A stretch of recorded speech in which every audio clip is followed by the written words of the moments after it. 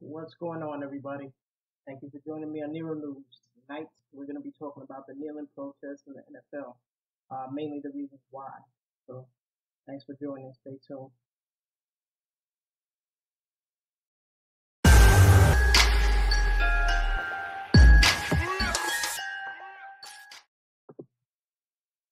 All right, guys. So, in the meantime, waiting for some people, to get into the chat. I'm about to post my live thing on Facebook so everybody knows I'm going live right now. Again, tonight we're going to be talking about, the protests in the NFL, Colin Kaepernick, why he took a knee, mainly around the reason why he took a knee. Um, we'll get into, the national anthem and all that stuff a little bit later. But the first thing that I want to do is definitely talk about the reasons why. Um, you know, I hear and I see, different comments and stuff like that, regarding the national anthem and, about the song and about the flag of America and all that stuff. And, I get it. I get it to the point that, people don't want military disrespected, which I don't think that's what it is at all. They don't want the flag disrespected, right? You're born here, you have your patriotism. Even people that came here as immigrants, but live here, who have patriotism. But overall, personally, in my personal point of view, and everybody, you have the option of sharing your point of view. You can either put it in the chat, or you can hit me up on Skype. If you got me on Facebook, hit me up on the messenger, and we share Skype information. You can come on here too, so to share your point of view. But I definitely have to share my point of view. I don't think that the kneeling protest in the NFL really has anything to do with the flag. Um, the anthem, nope. I mean, Kaepernick said himself it's mainly about police brutality. So one of the main things tonight that I'm going to talk about is police brutality. What I know about police brutality, and I'm going to start off really by going through some names, and I can't name all the names and all the victims of police brutality because we would literally be sitting here for probably, I don't know, 5 years, who knows. Um, but it's serious, and it's something that has to change um, in order to live in a better country, a better version of our country, a better world, Because I mean, I don't know, I have different point of views on things like that. Countries and stuff like that, they get names because, about money and borders and all that stuff. So just to remind everybody of the reason why Kaepernick took a knee, um, why other NFL players took a knee. I'm gonna go through some names, a couple scenarios, few scenarios, and we'll take it from there.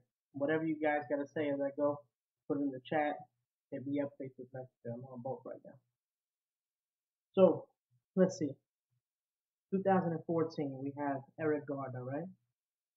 Garner was selling Lucy's. So if you guys don't know what Lucy's are, they're basically blue cigarettes. So, you know what I mean? Illegal activity, yeah. I mean, you're not paying taxes on it. That's really like the illegal part of it. Um, but overall, what happened to him? The police put him in a chokehold and killed him over Lucy. Not because he murdered somebody, not because he raped somebody, over a Lucy. Um, then we have Ibrahim Annan in 2014. He got hospitalized for 3 weeks. And his crime, he had some weed on him. He had marijuana on him. Guys, like, listen, is it a crime? I mean, personally, do I think that's a crime? No. You know what I mean? The law, whatever's written, says it's a crime. But to be hospitalized for 3 weeks for it, and then when he came out, he stuck with the bill for $700. You know, Freddie Gray, 2015. I know you guys have to remember that one from last year, right? They broke his neck. They had him, his legs, and leg irons and handcuffs. I mean, bending him like he was nothing. I mean, that's just crazy. You know what I mean? Lost his life. His family got paid. You know what I mean? But no amount of money can bring your family member back. And most of these folks that I'm listening to, most of them, the police officers were acquitted. So remember that, because that's one of the reasons why there's protests going on. Tamar Rice, 12-year-old boy, 2014, guys. He was 12 years old, playing with a toy gun in the park. Gets shot and killed by a police officer. Yvette Smith, 2014. She was a mother of two. She was shot on her front porch. Her front porch. You understand? Like her property. Shooter, killed. Sean Bell. I know my New Yorkers remember Sean Bell, right? He was 23. Um, the morning after he was killed, he was supposed to get married. Um, Kendra James, she was 21, shot in the head by an officer in Portland, Oregon. She was unarmed, and she was the passenger of a traffic stop. Uh, Amadou Diallo. You guys remember that in New York? Um, that went like that went viral. I'm sure everybody, no matter where you are, remembers that. 22 years old, just reaching for his wallet. He was stopped by police officers that were not in uniform, and he was reaching for his wallet. They shoot him and they kill him.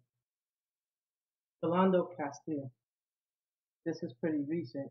He was driving in the car with his girl and his daughter, and on the police radio, if you guys watch the video of that, on the police radio, the cop is talking about how he matched the description of somebody. So he was suspicious. But when the cop comes up to him and tells him the reason why he stopped, it was for like a broken light or something in the car. Um, Again, another person reaching for their wallet. He told him to get his ID. He did inform the police officers that he was a licensed gun carrier. That really shouldn't make the police nervous. I mean, there should be, you should be trained to handle these situations. Another reason why there's a protest, right?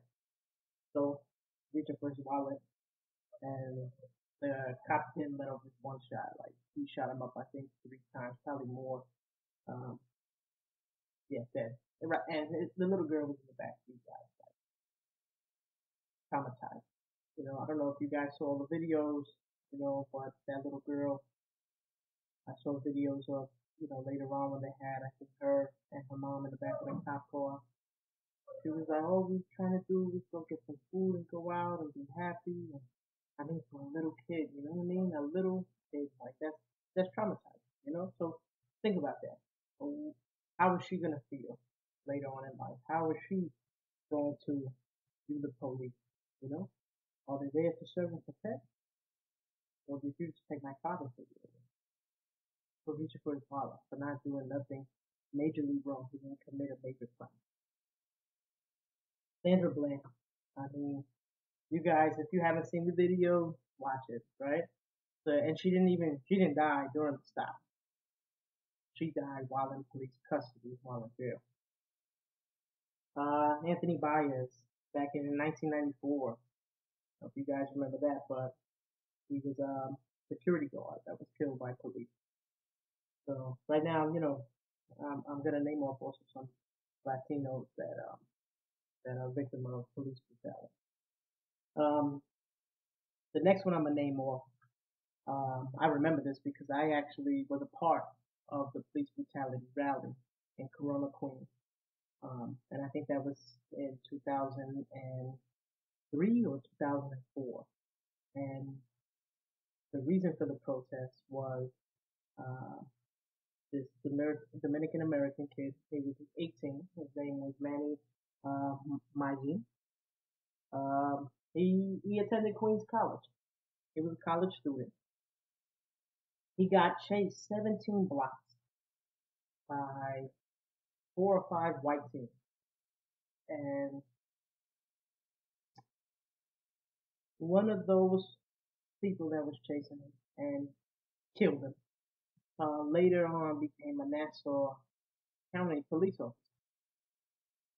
And that's one of the reasons why police brutality runs deep for me, because in my younger days, I should say, I mean, I'm still young technically, but um, when I was younger, when I was like 18, 19, 20, living in New York, seeing a lot of injustice going on, and I wanted to be a part of stopping it. So I did go to police brutality rallies. I got to meet, activists. I got to meet parents of, people that were killed by police, you know, unrightfully so, unrightfully so.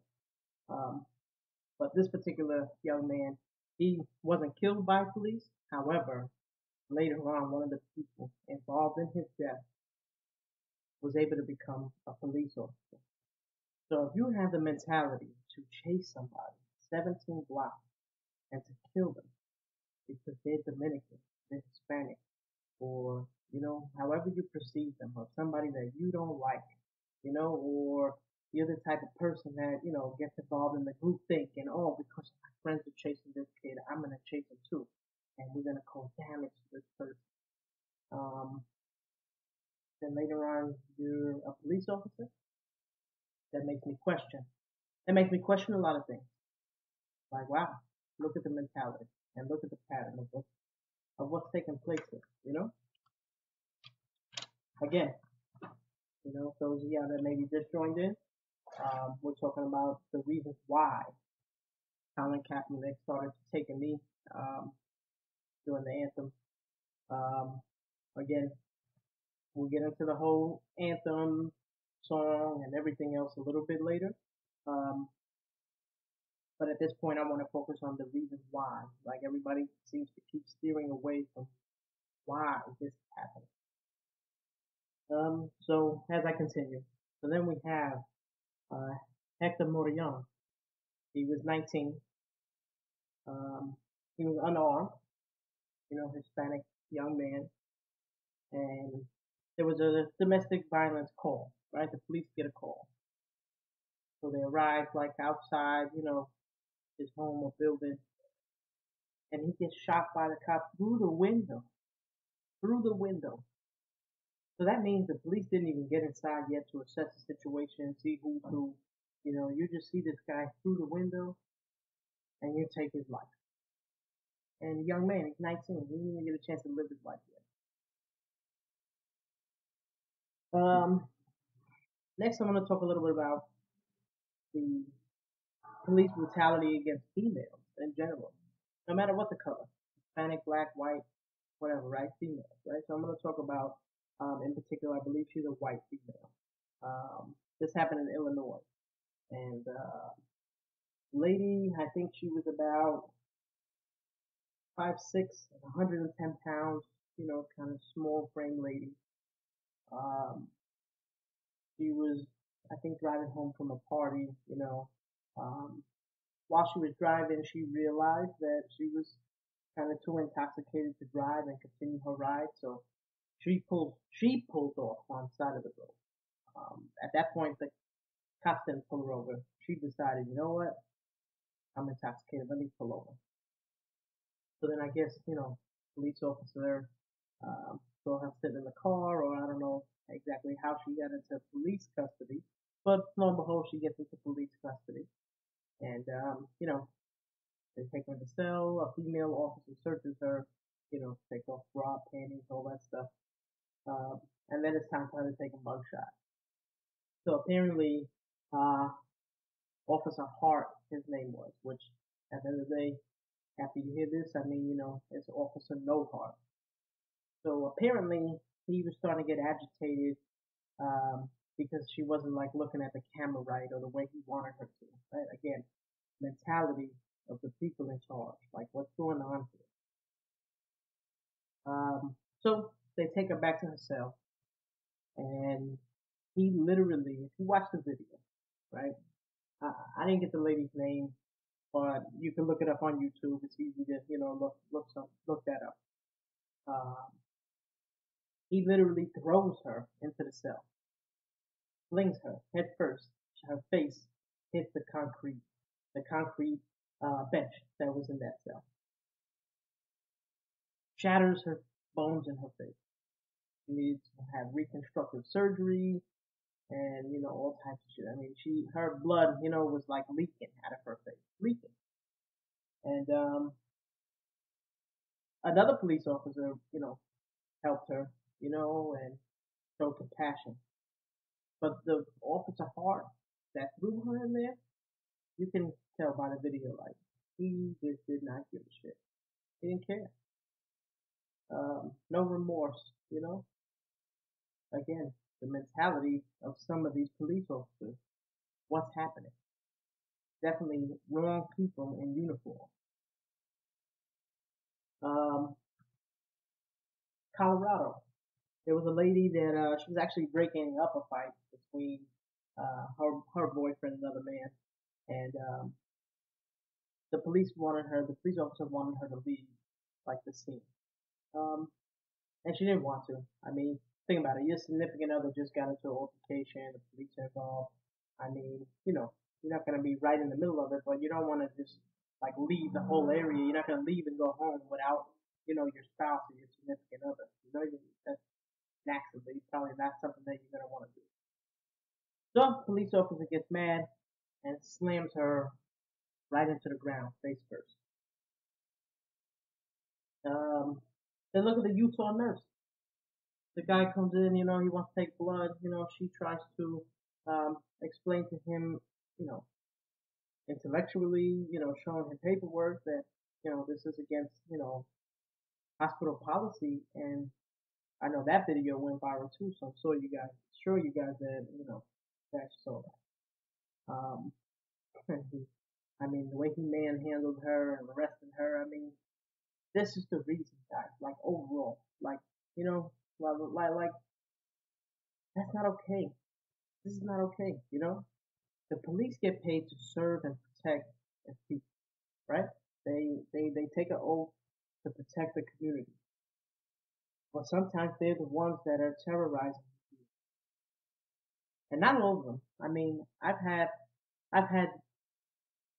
different experiences, right? I've had a couple of good experiences with police. I've also had my share of bad experiences with police. Police that, I mean, they don't even think with common sense. Like, some of these people that they hire to put this badge and the uniform on, you're like, wow, like, like, what is your IQ? What is your thought process? You know, um, what's your life experience? Like you see it. I mean, I have to, in my experience, I'm from New York, so um, you see, they'll take a rookie cop that, is from a suburb, where like 98% of the neighborhood is white, right? Um, doesn't have much experience um, with different cultures. Um, just totally just does not understand other people, only the people that they grew up around, right? And you put them like smack dead in the middle of Harlem and the projects or the Bronx, and now they're around people that they learn to be afraid of. And a lot of that, I mean, if you've seen some of these videos, some of these cops is like scared as hell. Like they just ready to, their guns are drawn before they even, what I mean, see what's going on before they even talk. And then a lot of them, you see these videos and they're pulling people over and calling people motherfuckers and this and that. And, and mind you guys, I should have told you guys before, but yeah, this channel should be like 18 and up. And I'm sorry if you don't like cursing, but sometimes I'm going to curse. And, that kind of is what it is. So you can choose to watch, you can choose not to watch. Just the way I express myself. So yeah, but getting back to the point is this is the reason why Kaepernick is taking it. Um, then what's your point of view during the kneeling during the national anthem? I mean, we're all on social media pretty much. If you're not, all right now, right, watch the video. But so let's think about that for a minute. So okay, there's different sides like as far as the point of views of kneeling during the national anthem. Some people think that it's very disrespectful to the flag, to the country, to the soldiers, to the military. So I believe there was one. one soldier. I think his name was Nate Boyer. I think that's what his name is. So he wrote a letter to Kaepernick, and Kaepernick responded, and Kaepernick explained to him that I have respect for the military. This is not the reason why I'm not standing for the national anthem. Um, so he still wanted to listen and hear out the soldier's point of view because at first the soldier was upset. So Nate Boyer he was upset at first, but he heard out Kaepernick and Kaepernick heard him out as well. And this is the main point, guys. We need to start listening to each other. So he gave Kaepernick the idea. You know what? Instead of sitting down during the anthem, go on bending knee because soldiers do that too. And people that pray, you know what I mean, they do that too. And for the military, he felt that it would, be less disrespectful to still show your respect for the military, but to also still get your point across. So Kaepernick did that. He took heed into what Nate was saying, and he goes down and he does one knee, right? He started kneeling on one knee. Um, Still some outrage. I mean, you know, I seen a little bit of the outrage before Trump started calling NFL players like son of a bitches. I think that sparked fire in this. So post that. So post Donald Trump, calling NFL players sons of bitches and all that stupid shit that Trump always says anyway. Which mind you, Trump, Donald Trump, you know, I know I have people that's gonna watch this that are Trump fans. I know I have people that are gonna watch this that are Hillary fans. Personally, I really didn't like neither of them, you know. But he's not one to be preaching about being patriotic and what's right and wrong because he hasn't even figured that out for himself. And you know what? If you can't see that he hasn't figured it out for himself, I mean, watch him. Like I don't know. Like I don't understand how people really, you know what I mean, like this guy. Whatever. So this is not about Trump. So I don't want to make it about Trump. But I think what he said, and when he came across talking about, the NFL players as sons of bitches and fire them and this and that and blah blah blah. That's really what sparked, you know, um, kind of heat from folks about saying, this is disrespectful to the military and all this stuff. And I don't know. I don't see it that way. You know, um, I understand the reason why he's kneeling. Maybe I understand because I went to police brutality rallies. Maybe I understand because I met mothers that their children died in the hands of police and they can't get those children back. Um, there's some folks that believe because the NFL players make all this money that they should just do what they're told. Well, let's think about this, right? So let's flip it off of football for a minute. LeBron James. LeBron James is one of the most paid basketball players out there. He's millions and millions of dollars a year. But that didn't stop somebody or people from writing nigger on his house. So no matter how much money he made, he still has to deal with racism. So at the end of the day, get the money. You know what I mean? Because you know what, the NFL players like Colin Kaepernick, I don't think is going down on one knee, or went down on one knee, I should say, because he fell longer. They fired him from the NFL. But even the other NFL players, I don't think they're going on one knee just for themselves, right? They're just the ones with the platform right now. So everyday people could protest, all they want, but it usually doesn't get heard, and it'll get heard for uh, you know very temporary time, and then it just kind of fades away. But this is something where they have the stage where they can get a message across for millions of people, average everyday people that don't have the millions of dollars. The people that have to deal with police brutality on a regular basis. I mean, we have some communities in the United States that, I mean, there's cops that have killed, like five, six, seven people, and it's just all good.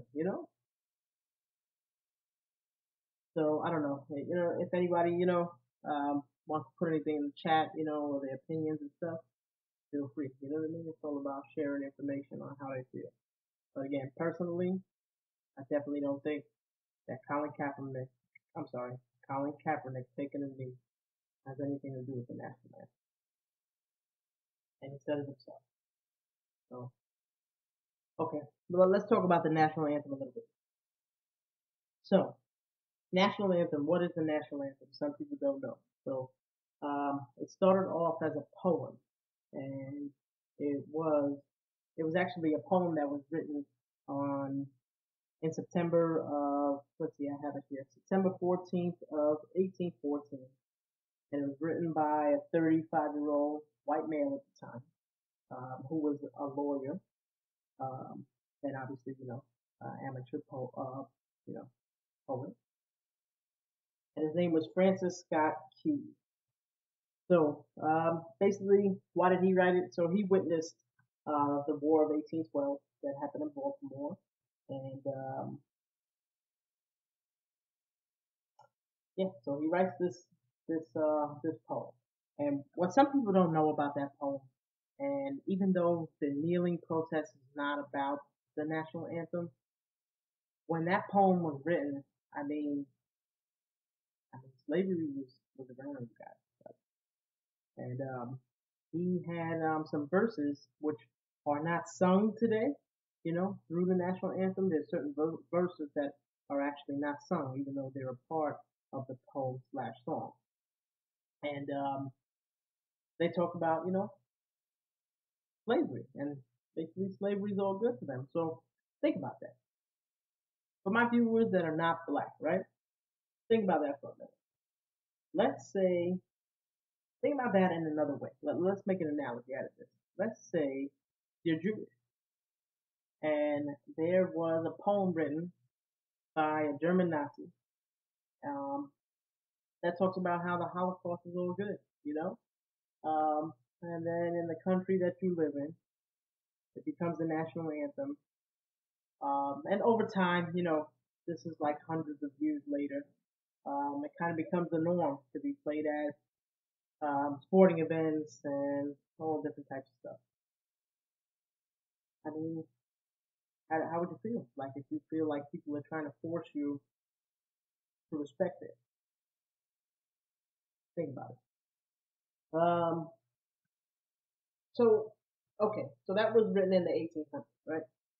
But it actually didn't become the national anthem until March of 1931.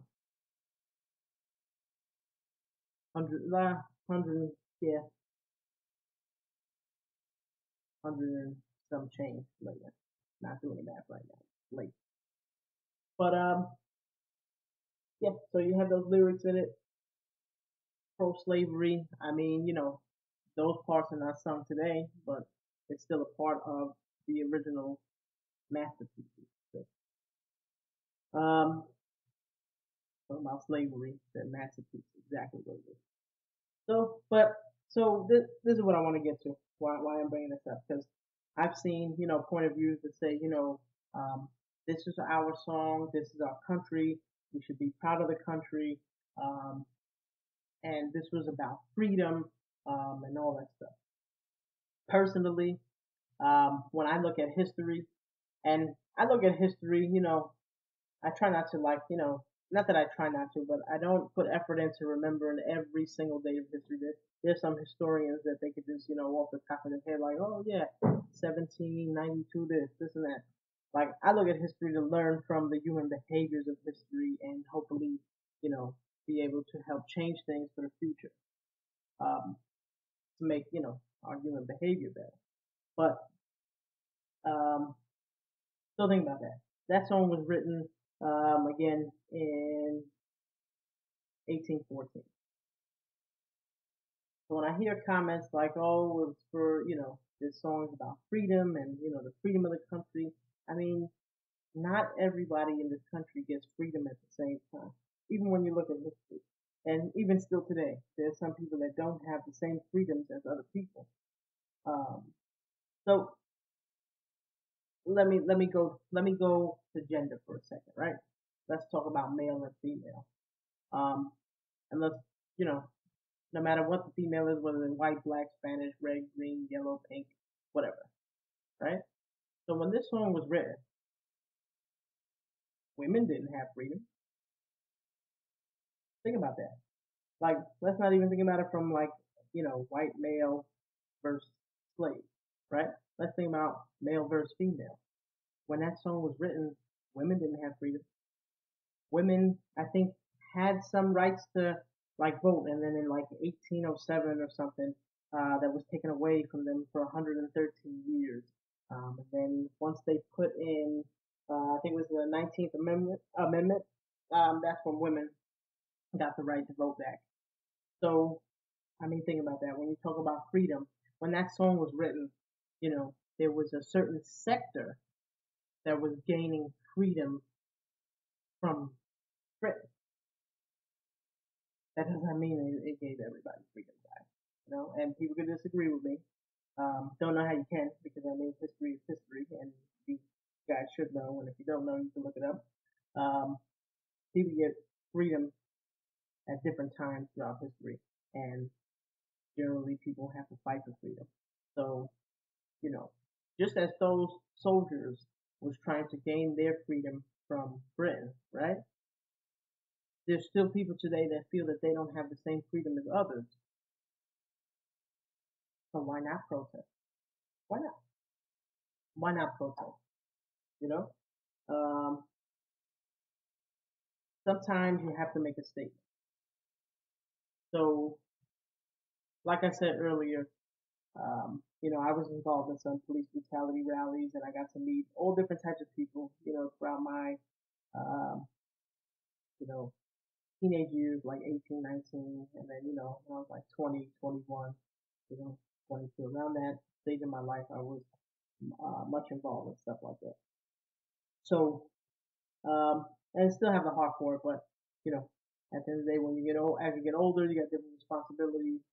There's different ways to get your point across, and especially now, more people are into the internet than, kind of going out in the street and protesting. Sometimes, it's necessary. Other times, now 2017, you could probably get your point across better, using the internet, because that's what everybody's into. Everybody's using this with food, but YouTube for one. So while I was going through that, during that time of my life, I got to meet interesting people, that were part of different revolutions, even before I was born, like before I was, on this earth. So, I got to meet Young Lords, right? So if you guys don't know what the Young Lord Party is, look that up. I got to meet some Black Panthers. You guys should know who those are. Those guys are.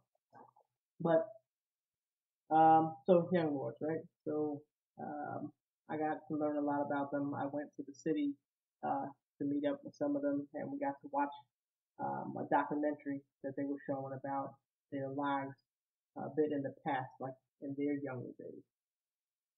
And one of the things that stuck out to me was in Bronx, New York. Um, I think this was in the 70s, maybe 80s. Um, Garbage wasn't collected in the areas where there was a high population of Puerto Rican people. Garbage guys, like garbage that, comes like every Friday or every Wednesday or twice a week, that has dirty diapers, that has, all your trash, think about it. So it wasn't collected. So where did it go? It just stayed in the street, you know, making health hazards and, you know, spreading, disease and what does garbage bring? Rats, right? So you got rats rolling around and all that. You don't want that. And these are people that, got up every day and worked just like everybody else. Um, so what's up with that? Pick up Mike Parker. So, um, some of the young lords and some of the people in the neighborhood to protest, what they did on one day, they actually took a bunch of trash that wasn't being picked up, and they put it into the middle of an intersection, a very high traffic intersection. Like you mess up this intersection in the Bronx, and you guys already know, like in the Bronx, traffic's already crazy. So if you mess up one major intersection, it's just a trickle effect. So basically, what they did, they took the garbage into the middle of the street and they set it on fire. So some people be like, "Whoa, that's drastic. Why would you do that?" To make people pay attention. That's why. That's why sometimes you have to do things that will be out of the norm. That's what people like to say, right? Out of the norm, in order to get people to pay attention. Because you know what? After they did that, and after they like shut down traffic and cost the local government some dollars, guess what? Their trash was picked up. So sometimes you got to go there, and that's why I'm not mad at the NFL players for me. I don't think it has anything to do with the military. Like I don't think that Colin Kaepernick and all the other NFL players or whomever is taking a knee and disrespecting the military. I just don't see it. And you know what? It's not even just about seeing it, guys. It's also about listening. Listening to what the man was saying. The man was saying, and he told people live on camera that this is about police brutality. So pay attention to it. Pay attention to the why. Everybody's gonna get caught up. I know everybody sometimes has different point of views, and you're gonna feel a certain type of way, and whatever you feel, for the national anthem, for the country, the flag, the military, um, may make you blind or may make you forget to ask the question why. Um, and when you do that, I mean, you're losing the point. You're losing the point anyway. And that's with anything. That's not just with this. That's with anything in life. When you forget the why, you lose. You lose that way. So let me just check in here. Let's see, if anybody wants to, put anything in the chat. See if anybody wants to get on. Which I sent it out multiple times. Because why only hear me speak? If other people want to speak. I mean, I always see a lot of things on Facebook and different comments and posts and stuff like that. But sometimes not everybody's comfortable coming on and sharing their point of view. Which you don't have to be on camera to do that. You can either put it in the chat. You can do an audio only. If you want to come on camera, you can do that too. Um, so let me just check something out here. Let's see if we got anybody viewing.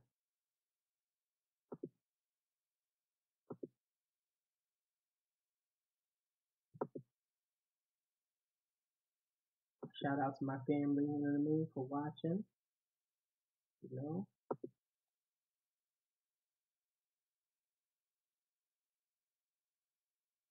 By the way, while I'm checking this stuff out, straight up, you know what? Shout out to my family for real. Uh, to me, nobody's family's perfect, right? But my family is so cool, yo. Like I have to say that my family is the truth because my family accepts everybody, and we're all mixed up. Italian American, African American. We got people from the island in my family. We got Jewish people. My family's so like mixed up, and that's cool. I actually think it's better that way. I mean, I grew up the way I grew up. I grew up in Long Island, New York, and I grew up in a neighborhood where there was white, black, Spanish, Chinese. I mean, um, Hindu, Indian. I mean, all different people. Um, and I'm grateful for that. I'm grateful for God to let me grow up in such a diverse area, um, to get used to so many, different people, different personalities, different cultures, different everything. You experience a lot, and overall, I think it makes you a better human being. To tell you the truth, when you're exposed to that, because some folks, and the funny part about Long Island, right? So again, going back to some of the reasons why how we get to the protest. So, you know, Let me explain Long Island to you guys. And those of you that are from Long Island know this. Even if you don't talk about it, you know it. It is so segregated. And I don't mean the neighborhood that I grew up in. So I grew up in a neighborhood that was mixed with a bunch of different people, different cultures. And then you could drive like right over the border into the next neighborhood, and it's predominantly white, like almost 100% white.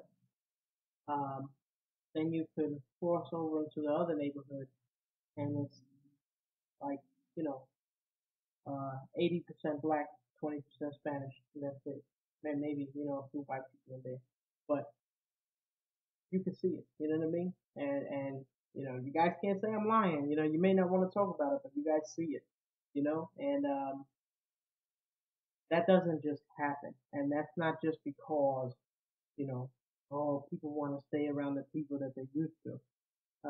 That's true for some. Some people do want to stay around only the people that they're used to, because they're scared maybe of other people or other cultures, or not trusting people or whatever the television put in their head about the perceptions of different people and all that stuff, and whatever their parents kind of pass down to them and all that. But that doesn't just happen. Things are planned. Like, there's not droughts, like as far as like famines, like food droughts, and people are starving in certain places. Like, that doesn't just happen. Somebody planned that out. So think about that too. Think about that as a society. Um, the one thing I could say, to you guys is really the only way to get past this stuff, and to get past um, racism, is to chill with people. You know what I mean? Like, we have more similarities than we do differences, right? So, but people don't know that. And some people, like, they kind of don't care to learn it or whatever. But if you chill with people, all different types of people, like, you will understand whether you black, white, green, yellow, pink, this, that, whatever. You guys understand what I'm saying. Like, as far as different races, right? Or different cultures, different, um, what do you call it? Ethnicities and stuff like that. You realize at the end of the day, there is good people and there's bad people. There's positive and there's negative. There's, you know what I mean? People that will go out of their way for you, and some people that are just straight up fucking assholes, no matter what their race is. You know what I mean? And that's what you learn when you chill around everybody. You learn how to judge somebody by their character, not the color of their skin, or from what neighborhood they're from, or what's their religion, or all that shit. You know what I mean? You guys know what I'm saying. And at the end of the day, you gotta chill with people. You know what I mean? You gotta try to chill with people, um, to understand their point of views and listen. You know what I mean? So, and I don't mean, oh, I work with them. No, no, no. Go out and chill with them. You know what I mean? Learn what their life is about. Like, learn how they live. Um, yeah. So basically, what I'm saying, keep it open minded and listen to the why. Um, those of y'all that didn't tune in live, of course, you guys are seeing this later, but I want to thank you for tuning in regardless. Um, So, and don't mind the spice rack in the back either. You know what I mean? That's wifey's spice rack. She knows that's her food right there. So I'm just sitting in the kitchen because I get better lighting in here. So make sure y'all see me. But yeah, but good looking, for those that tuned in live. Um, and thank you guys, for whoever's gonna watch later. Remember to like and share my YouTube channel. And what I'm gonna do for y'all right now, I'm gonna just uh, play a beat, because I can't play. I wanted to play music for you guys, right? But I can't play like mainstream, like copyrighted music, because then YouTube like flags you. So I'm trying to stay out of trouble. So I'm gonna play a beat that I found that's non-copyrighted, and it's pretty cool because the dude was like, yeah, you can play just shout me out on the page. So for those folks that like music, you can hit this guy up. I put his link in the description box. So check this out. You know what I mean? You guys have a good night. Stay safe. I'll probably be seeing you guys. Sometime during the week. I'm probably gonna do a video about Kanika Jenkins because the photos of her body, R.I.P. to Kanika. Um, they released them. So, and I'll probably, do a video during the week for you guys and get into another topic next weekend, going live and stuff like that.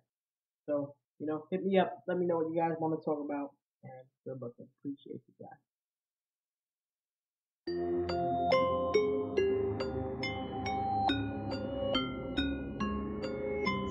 This is a homage beat.